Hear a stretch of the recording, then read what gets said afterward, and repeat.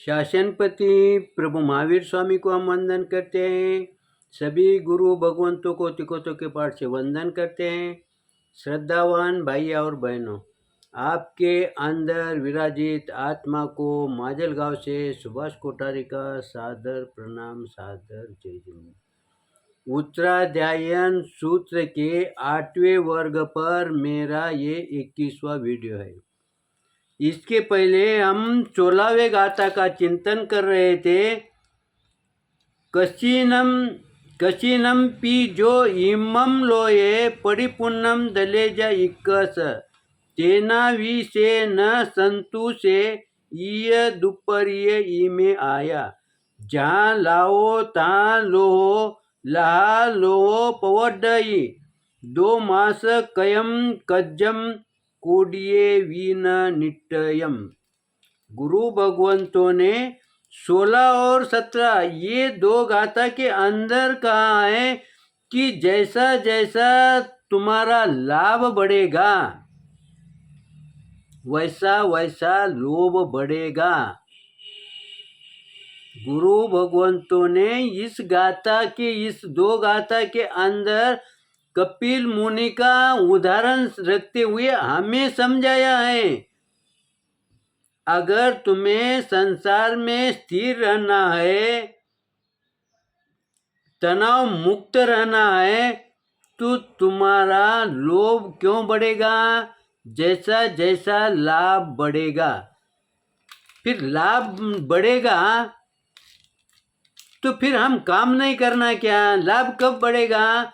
हम कुछ कार्य करते हैं, उस समय हमारा लाभ बढ़ेगा। हमारा आर्थिक जो विषय है उसमें बढ़ोतरी हो जाएगी, लेकिन कब होंगी? जब हम कोई काम करते हैं, कोई व्यापार करते हैं, कोई सर्विस करते हैं, उसमें जैसा जैसा लाभ बढ़ेगा वैसा वैसा हमारा लोभ बढ़ेगा। तो इसका मतलब हमने व्यापार नहीं करना है क्या? अगर व्यापार नहीं करना है तो पहले श्रावकों के करोड़ों में व्यापार था ना। फिर हमारी भूल कहाँ हो रही है? हमारी भूल ये हो रही है कि गुरु भगवंत कहते हैं कि जैसा जैसा लोभ बढ़ेगा वैसा वैसा तुम उस लोभ को कम करने के लिए, जैसे एक आधी बहन ने अगर 10 साड़ी का अगर कोई पचकान लिया है, अगर समझो किसी ने 1 साड़ी दी तो उन्होंने 1 साड़ी किसी को तो भी देना चाहिए। जैसे वैसे ही हमारे व्यवहार के अंदर हम लोभ के लिए मर्यादा में आए। मुझे मर्यादा कितनी रखना है, उतनी मर्यादा रखने के पश्चात अगर अधिक लाभ हो गया तो उस लाभ का उपयोग करे। वो नजदीक मत रखो। नजदीक रखे तो तुम्हारी लोभ वृत्ति बढ़ेगी, और लोभ वृत्ति बढ़ेगी तो तुम्हारा साधना सही ढंग से नहीं होंगी। उसके बजाय अगर मान लो आपका लाभ बढ़ गया तो वो लाभ कोई साधर्मी भाई के काम में आता होगा तो उसे दे दो। मैंने जो रखने के पचकान लिए है कि इतना मेरे पास लाभ होना चाहिए, इतनी संपत्ति मेरे पास होनी चाहिए, इसकी जो मर्यादा मैंने रख ली है ना, अगर उसके ऊपर अगर मेरा लाभ होता होगा तो वो लाभ कोई साधर्मी को या कोई आपको जो उचित लगे वहाँ पर वो अगर दे दिया जाए तो आपका लोभ वृत्ति कम होंगी, सीमित में रहेगी। और दूसरा लाभ क्या होगा? दूसरा लाभ तुम्हारा वो समाज के प्रति, वो भाई के प्रति सहयोग रहेगा। और तीसरा लाभ क्या होगा? ये जब क्रिया तुम करोगे उस समय अनायास ही तुम्हारे हाथों से ये दान में जाएगा। ये दान में कैसा जाएगा? क्योंकि इसे आप स्मृति में नहीं रखोगे। मान लो कोई मंदिर को आपने कोई चंदा दिया तो हाँ, आप क्या कहेंगे कि मैंने इसे इस मंदिर के लिए इतना चंदा दिया, तो यानी इसका मतलब तुम उस बात को ध्यान में रख रहे हैं, इसलिए वो दान में नहीं आएगा, वो सहयोग में आएगा। लेकिन जो चीज देने के बाद जल्दी भूल जाते हैं, वो दान में आ जाएगा। इसीलिए गुरु भगवंतों ने कहा है कि जैसा जैसा तुम्हारा लाभ बढ़ेगा, वैसा वैसा लोभ बढ़ेगा। यहाँ पर उन्होंने उदाहरण रखा कपिल मुनि का। उन्हें सिर्फ 2 मास से सोने की जरूरत थी, उतने में उनका काम होता था। लेकिन उन्होंने करोड़ों का लाभ होने के पश्चात भी उनकी तृप्ति हुई क्या? तो आगे गुरु भगवंत क्या कहते हैं, देखो यहाँ पर और उदाहरण देते हैं कि वो देते हैं काष्ठ और अग्नि की, और नदी और समुद्र की।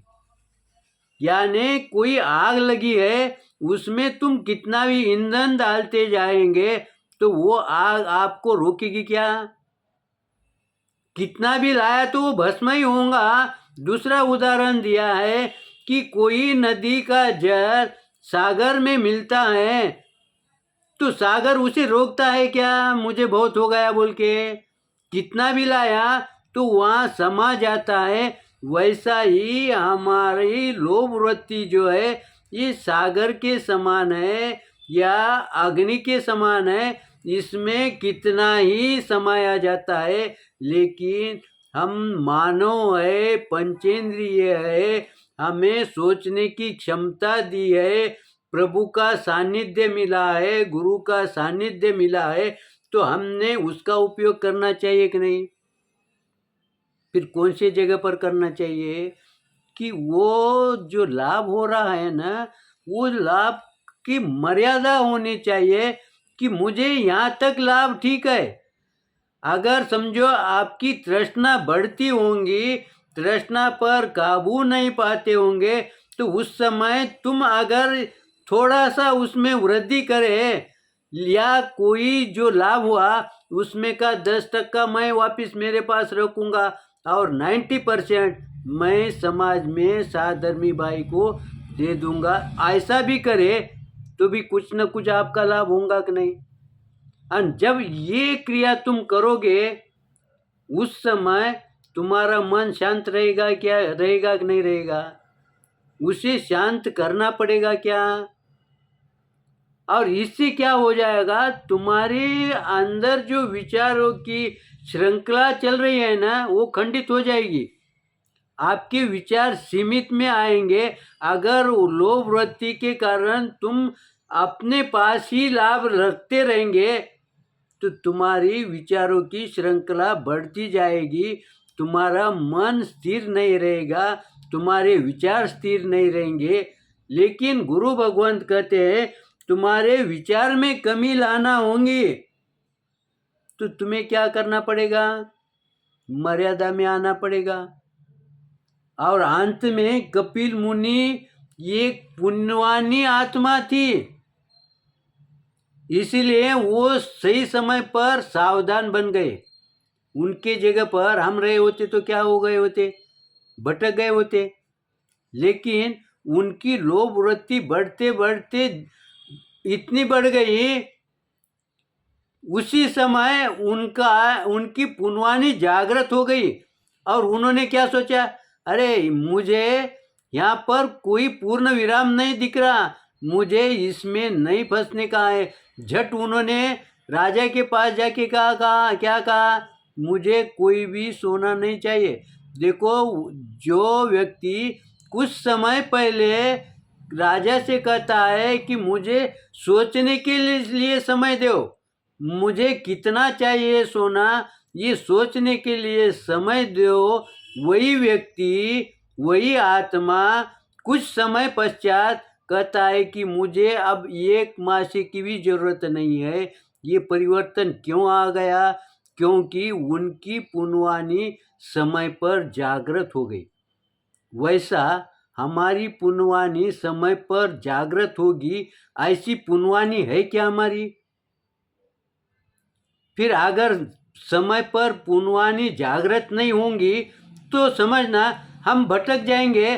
भटकने के लिए कोई समय की जरूरत नहीं है, थोड़ा सा ही समय मिल गया उतने में भी हम भटक सकते हैं। इसीलिए गुरु भगवंतों ने ये दो गाथा के माध्यम से हमें इतना सुंदर चिंतन करने के लिए हमें मार्ग दिखाया है। इस तरह से चिंतन के अंदर कुछ विपरीत आया होगा तो आप क्षमा करेंगे, सही आया होगा तो लाइक करेंगे, शेयर करेंगे। इसी आशा के साथ ओम शांति।